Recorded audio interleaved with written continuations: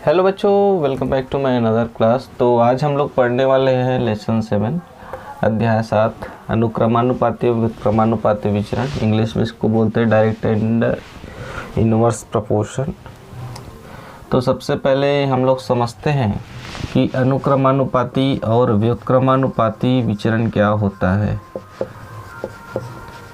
तो इसमें जैसा कि अनुक्रमानुपाती का नाम से ही समझ में आ रहा है, डायरेक्ट प्रोपोर्शन जिसको बोलते हैं, सीधा अनुपात। अनुक्रमानुपात मतलब सीधा अनुपात, सीधा अनुपात। अनुपात का मतलब हमको पता है, अनुपात का मतलब है दो राशियों की तुलना करना। तो अनुक्रमानुपाती विचरण किसको कहते हैं? विचरण का मतलब है समय के साथ जिसका मान बदल जाता है, विचलित होता है एक से दूसरी जगह। तो अनुक्रमानुपाती का मतलब होता है जब एक राशि के परिप्रेक्ष्य में एक राशि के बढ़ने से, अगर सीधी भाषा में कहें तो एक राशि के बढ़ने से दूसरा भी बढ़े, दूसरी राशि का मान भी बढ़े, और एक राशि के घटने से, एक राशि के घटने से दूसरी राशि भी घटे, है ना। तो ऐसे जो अनुपात है वो क्या कहलाते हैं? अनुक्रमानुपाती विचरण कहलाते हैं। ठीक है। तो एक राशि के बढ़ने से यदि दूसरा बढ़ता है तो, या फिर एक राशि के घटने से दूसरा, मतलब बिल्कुल उसके अनुपात में, घट रहा है तो घटेगा, बढ़ रहा है तो बढ़ेगा। जैसे कि यदि हम कोई दैनिक जीवन में उदाहरण लेते हैं, यदि मैं एक पेन खरीदता हूं और उस एक पेन का मूल्य 5 रुपये है, यदि 10 पेन खरीदूंगा तो उस पेन का मूल्य मुझे 50 रुपये होगा। कहने का मतलब है यदि एक पेन खरीदता हूं तो मुझे 5 रुपये पड़ रहा है, 10 पेन खरीदता हूं तो उसका मूल्य बढ़ रहा है, अर्थात पेन बढ़ रहे हैं तो मूल्य भी बढ़ रहा है ना।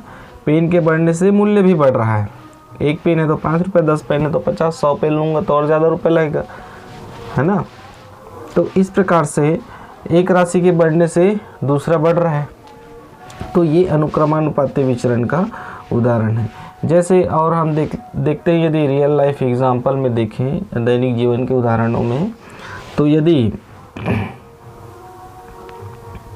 हम ज़्यादा वृक्ष लगाते हैं, मान लो जाए की बात, एक छोटा सा उदाहरण, ज़्यादा वृक्ष लगाते हैं तो वर्षा होने के चांसेस ज़्यादा रहेंगे, सीधी सी बात है। तो ये भी एक अनुक्रमानुपाती विचरण का उदाहरण। तो ऐसे बहुत सारे एग्जाम्पल है, और आप लोग और सोचिए और कौन कौन से हैं। तो आप समझ गए अनुक्रमानुपाती विचरण, यदि एक राशि के बढ़ने से दूसरी राशि का मान बढ़े और एक राशि के घटने से दूसरी राशि का घटे, है ना, तो वो क्या कहलाता है? अनुक्रमानुपाती विचरण कहलाता है। तो आपको जो ज़्यादातर प्रश्न मिलेंगे इसी फॉर्मेट में मिलेंगे, है ना। तो ये अनुक्रमानुपाती विचरण है। अब आगे और देख लेते हैं कि यदि एक पेन का मूल्य 5 रुपये है, 10 पेन का मूल्य 50 रुपये है, तो मैं यहाँ पे हम क्या करते हैं, यदि पेन जो है, पेन की संख्या है, इसको मैं एक चर राशि x से दर्शाता हूँ, और पेन का मूल्य जो है उसको मैं y से दर्शाता हूँ। यदि यहाँ पे एक कॉलम जैसा मैं बना लेता हूँ, ऐसा, ये एक मैंने टेबल बना लिया, तो यहाँ पे एक पेन का मूल्य कितना है? 10 रुपये है। 2 पेन का पूछा है, 3 पेन का पूछा है, 7 पेन का पूछा है, और मुझे यहाँ 5 पेन का दिया है और 7 पेन का पूछा है, इस प्रकार से। तो यदि एक पेन का 10 रुपये है, 2 पेन का 20 रुपये, 3 पेन का 30 रुपये, 5 पेन का 50 रुपये, 7 पेन का 70 रुपये हो जाएगा।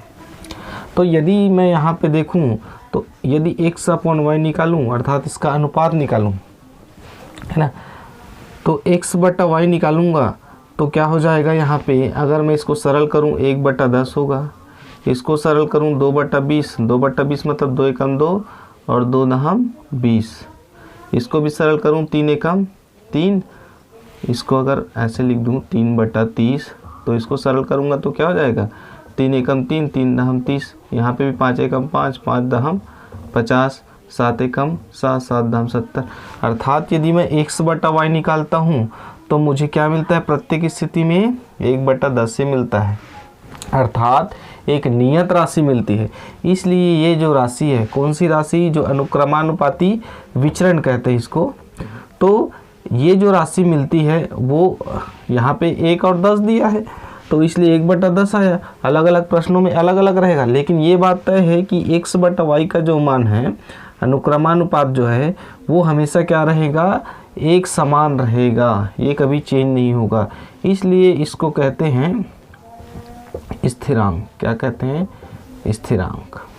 ठीक है, इसको यदि k मान लेते हैं, है ना, तो x/y हमेशा क्या रहेगा, एक निश्चित राशि रहेगी, जिसको हम लोग क्या कहते हैं, स्थिरांक कहते हैं। ठीक है, तो इस प्रकार से आपने समझा अनुक्रमानुपाती विचरण क्या होता है।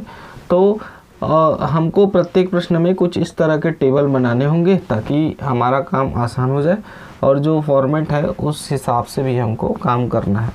तो चलिए एक आध प्रश्न देखते हैं।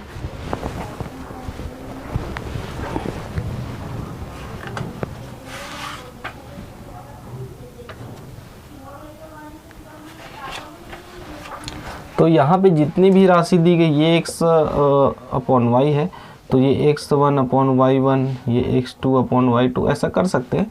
तो x1/y1 is equal to x2/y2 is equal to x3/y3, ये सब बराबर होते हैं, है ना, इज इक्वल टू k, अर्थात स्थिरांक के बराबर होते हैं। चलिए, तो ये यहाँ पे प्रश्नावली 7.1 में लेके चलते हैं। तो मेरे ख्याल से समझ में आ गया होगा, और अच्छे से देख लीजिए।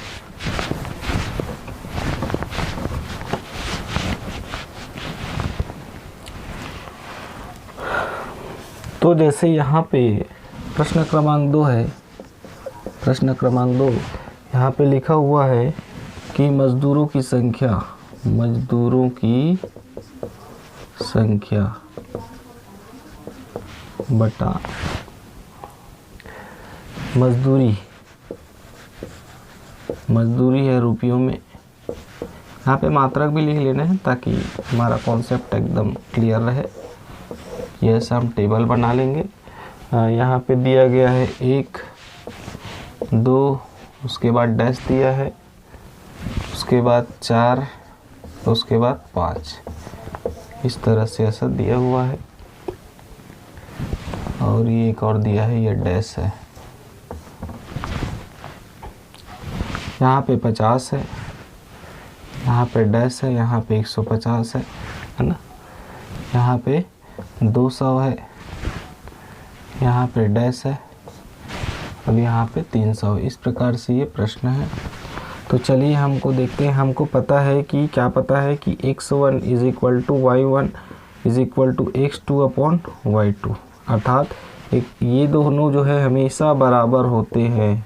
हमको पता है ये के बराबर होता है ना। हम किसी को भी ऐसे दो राशियों को चुनते हैं जहाँ पे इसका मान दिया हुआ है, तो हम देखते हैं कि 1/50 और ये 4/200, अर्थात एक का मान 50 है। तो यहाँ पे हम एक मनगणित भी कर सकते हैं, और बनाना है तो ऐसे बना भी सकते हैं कि इसका मान हमको पता नहीं है। जैसे मैं एक एग्जांपल के लिए बता देता हूँ कि यदि ये 1/50 है ना, x1 इज इक्वल टू 1 और y1 इज इक्वल टू 50, इसको x1 मान लेते हैं, इसको x2, तो उसी प्रकार से क्या हो जाएगा, x2 हो जाएगा 2 और y2 क्या हो जाएगा,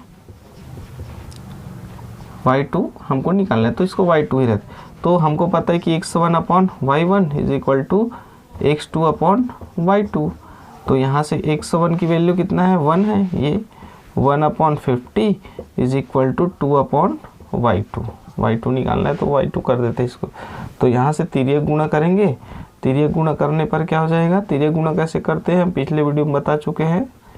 तिर्यक गुणा करने पर, तिर्यक गुणा करने पर क्या हो जाएगा, y2 का गुणा 1 से करूँगा तो y2 is equal to 50 into 2, 50 दूनी हो जाएगा 100। तो इस प्रकार से यहाँ पे क्या आएगा, 100 आएगा। ठीक है, तो ये यहाँ पे क्या आ जाएगा, 100 आएगा। ठीक है, उसी प्रकार यहाँ पे निकालना है, तो इसको x1 इसको x2 मानते हैं, इसको y1 y2 लिख सकते हो, या फिर सॉरी इसको x1 y1 मान सकते हो, या फिर इसको x2 y2 भी मान सकते हो, या x3 y3, जो भी हो, हमको यहाँ पे इसका मान निकालना है। ठीक है, तो हम इसको एक का मान तो हमको पता ही चल गया है, तो और ज़्यादा कुछ करने की ज़रूरत नहीं। एक का मान 50 है, 2 का मान 100 होगा, तो कितने का मान 150 होगा, 3 का मान 150 होगा, 4 का मान 200, 5 का मान कितना होगा, 5 पंचे कितना हो जाएगा 25, ये 250, और 300 का मान कितना होगा 6 होगा। तो इस प्रकार से इसको भर लेना, ये बहुत बेसिक सा है। तो चलिए एक और देख लेते हैं। देखिए अभी हम लोग अनुक्रमानुपाती विचरण पढ़ रहे हैं, ठीक है। जो हमारा अगला टॉपिक होगा व्युत्क्रमानुपाती विचरण होगा। तो जब दोनों एक साथ मैशअप होगा तो क्वेश्चन को पहचानने में हमको दिक्कत होता है। तो ऐसा दिक्कत नहीं होगा यदि आप ये समझ लें कि अनुक्रमानुपाती कौन सा है, व्युत्क्रमानुपाती कौन सा है। अनुक्रमानुपाती कौन सा होगा, यदि एक के बढ़ने से दूसरा बढ़ रहा है तो अनुक्रमानुपाती है, और व्युत्क्रमानुपाती आगे बताएंगे कि एक के बढ़ने से दूसरा घटे तो उल्टा होता है इसमें, इसलिए इसको व्युत्क्रमानुपाती विचरण बोलते हैं। तो पहले आपको ये तय कर लेना है कि एक के बढ़ने से दूसरा बढ़ रहा है कि नहीं, बढ़ रहा है मतलब अनुक्रमानुपाती विचरण है। तो चलिए एक एग्जाम्पल ले लेते हैं। तो अपन लेते हैं प्रश्न क्रमांक 4। प्रश्न क्रमांक 4 ले लेते हैं। प्रश्न कहता है एक कार 3 घंटे में 600 किलोमीटर चलती है। एक कार 3 घंटे में 600 किलोमीटर चलती है, 600 किलोमीटर चलती है। तो 5 घंटे में कितनी दूरी तय करेगी, कितनी दूरी तय करेगी, ठीक है। चलिए इसका हल देखते हैं। तो इसको हम सबसे पहले समझ लें, 3 घंटे में 600 चल रहा है तो 5 घंटे में ज़्यादा चलेगा, सीधी सी बात है। 3 घंटे में 600 चल रहा है तो 5 घंटे में ज़्यादा चलेगा कि कम चलेगा, ज़्यादा चलेगा, है ना। तो ये एक अनुक्रमानुपाती विचरण है। तो यहाँ पे हम लिख सकते हैं दिया गया प्रश्न संबंध लिख लेते हैं। नहीं, पहले हम कॉलम बना लेते हैं यार। तो यहाँ पे क्या हो जाएगा, एक हो जाएगा समय और एक हो जाएगा दूरी। समय किस में है, यहाँ पे आप लिख सकते हैं घंटे में, दूरी किस में है, किलोमीटर में। तो यहाँ पे ये x मान लिए, इसको y मान लिए, और समय 3 घंटे में कितना चलता है 600। तो देखो घंटे के साइड में अर्थात समय वाली लाइन में समय को लिखेंगे और किलोमीटर वाली लाइन में किलोमीटर को लिखेंगे, अर्थात दूरी वाली लाइन में दूरी को लिखेंगे। तो ये दिया है क्या, नहीं दिया है। तो हम मान लेते हैं कि x1 इज इक्वल टू कितना है 3 है, ठीक है, और x2 इज इक्वल टू कितना है 5 है ना। ये x1 है, ये x2 है, ये x वाली लाइन है इसलिए ये y1 है 600 और y2 क्या है हमको ज्ञात करना है। तो हमको पता है कि एक के बढ़ने से दूसरा बढ़ रहा है। तो ये दिया गया संबंध क्या है, संबंध अनुक्रमानुपाती विचरण है, ऐसा लिखना पड़ेगा, अनुक्रमानुपाती विचरण है। अतः अनुक्रमानुपाती विचरण है तो क्या हो जाता है हमारा वो जो नियम है x1/y1 is equal to x2/y2 हो जाएगा, है ना। ये दोनों बराबर हो जाते हैं, ठीक है। तो यहाँ से क्या हो जाएगा, x1 की वैल्यू 3 है, 3/600 इज इक्वल टू 5/y2 कर लेते हैं इसको। यहाँ से क्या हो जाएगा 3 × y2 हो जाएगा इज इक्वल टू 5 × 600 हो जाएगा। यहाँ से y2 इज इक्वल टू क्या हो जाएगा 5 × 600। देखो ये गुणा के बदले मैं डॉट लगा रहा हूँ ना, ये मैं पहले बता चुका हूँ, बटा 3। तो 3 से कटे गए 3 दूनी 6। तो ये क्या हो जाएगा y2 इज इक्वल टू 5 × 200 मतलब 5 दूनी 10। ये 1000 क्या, ये कौन सी लाइन है, दूरी है, किलोमीटर, तो इसलिए किलोमीटर इसका उत्तर होगा। तो इसका उत्तर होगा 1000 किलोमीटर। तो यहाँ पे आएगा कितना 1000, ठीक है। तो इस प्रकार से ऐसे प्रश्नों को हल करना है, ठीक है। तो आपको ये पहले तो जज कर लेना है कि अनुक्रमानुपाती विचरण है। तो हमारा ये वाला नियम लग जाएगा कि x1/y1 is equal to x2/y2। तो मेरे ख्याल से आप लोग को समझ में आ रहा होगा। तो इसमें पूरे इसी तरह के प्रश्न दिए हुए हैं। तो चलिए एक और प्रश्न बना के देखते हैं, फिर आप लोग को और अच्छे से समझ में आएगा। ये देख लीजिए अच्छे से समझ में आया कि नहीं। वीडियो को पॉज कर लीजिए, अच्छे से देखिए।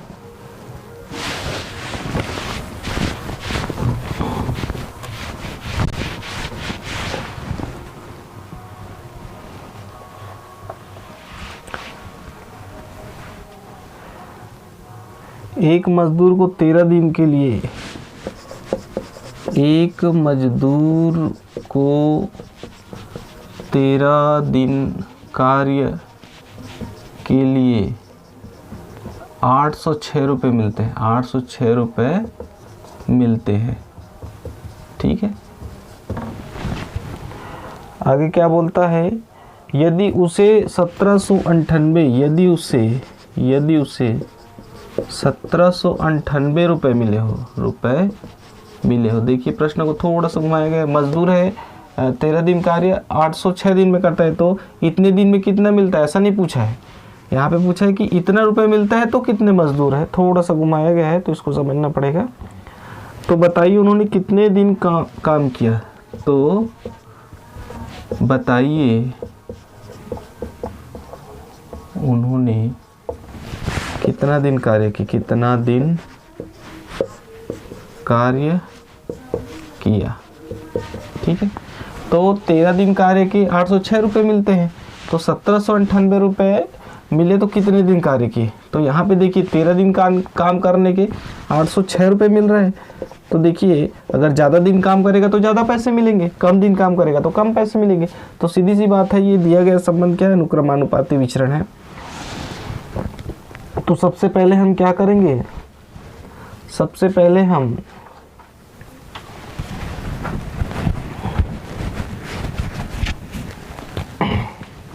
देख रहे हैं कि एक राशि के बढ़ने से क्या होता है, दूसरी राशि का मान भी बढ़ रहा है, दूसरी राशि का मान बढ़ रहा है। इसलिए क्या हो जाएगा, दिया गया संबंध क्या है, दिया गया संबंध अनुक्रमानुपाती विचरण है, अनुक्रमानुपाती विचरण है। अतः हम यहाँ पे सारणी बना लेते हैं, x अपॉन वाई। x किसको मार रहे हैं हम, कार्य के दिन। ठीक है, और यहाँ पे y किसको मार रहे हैं, मजदूरी,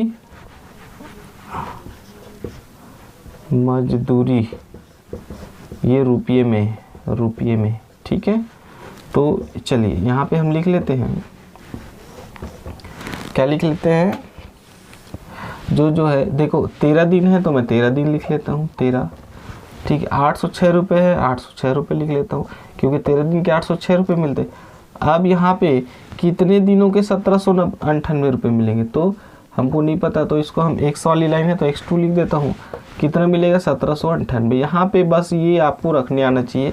यहाँ पे आप देख सकते हैं कि 13 दिन का 806 रुपये, तो कितने दिनों का 1798 मिलेगा, तो ये हमने ऐसा लिख लिया। ठीक है, तो यहाँ पे हमको पता है, इधर बना लेते हैं, जबकि x1 upon y1 is equal to x2 upon y2।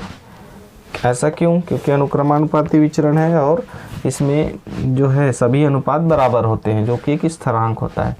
ठीक है, तो यहाँ पे x1 इज इक्वल टू कितना है, x1 is equal to 13, x2 हमको निकालना है, y1 इज इक्वल टू कितना है, 806 है, और y2 इज इक्वल टू 1798। तो यहाँ पे x1 की वैल्यू हम लिख लेते हैं 13 बटा 806 बराबर x2 बटा 1798। ठीक है, देखिए 13 से कटेगा क्या, 13 एकम 13, 13 पंचे 65, 13 छः के 78, 2 बचेगा, तो ये 13 दूनी 26। तो यहाँ पे 1 बटा 62 बराबर x2 बटा 1798। ठीक है, तो ये क्या हो जाएगा, x2 का गुना हो जाएगा किससे, 62 से, इज इक्वल टू 1798। तो x2 की वैल्यू निकालना है, तो ये इधर भाग में आ जाएगा 1798। देखिए पक्षांतर तिर्यक गुणा मैं पीछे की वीडियो में बता दिया हूँ, तो ये कैसे हो रहा है आपको समझ नहीं आ रहा है तो वीडियो जाके देखिए तब अच्छे से समझ में आएगा। ये 62, इसको कटा देते हैं तो ये वैसे तो पूरा कटेगा, फिर भी देख लीजिए ये हम किससे कटा दें इसको,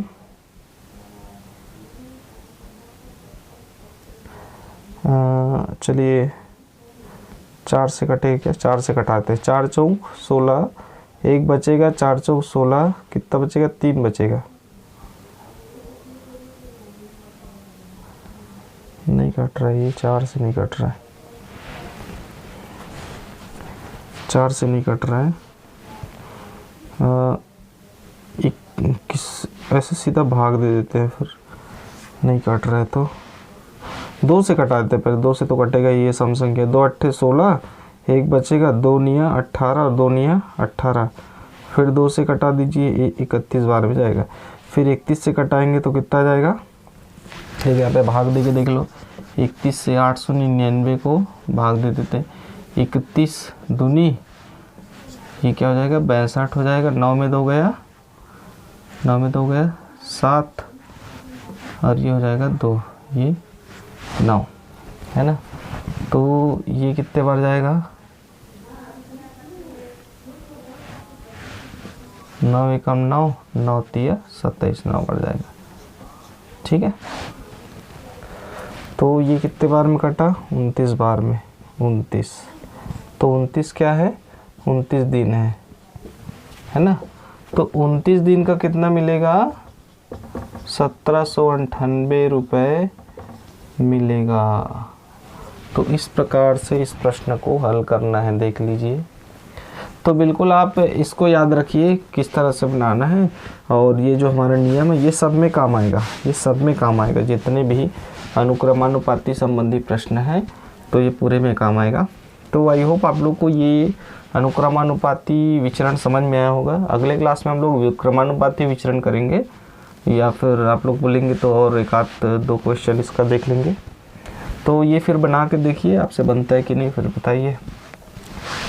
तो ठीक है, आई होप आप लोग को ये आज की क्लास अच्छी लगी होगी। अच्छा लगा होगा तो वीडियो को लाइक कीजिए, चैनल को सब्सक्राइब कीजिए और शेयर भी कीजिए। मिलते हैं नेक्स्ट क्लास में। Thank you, thanks for watching.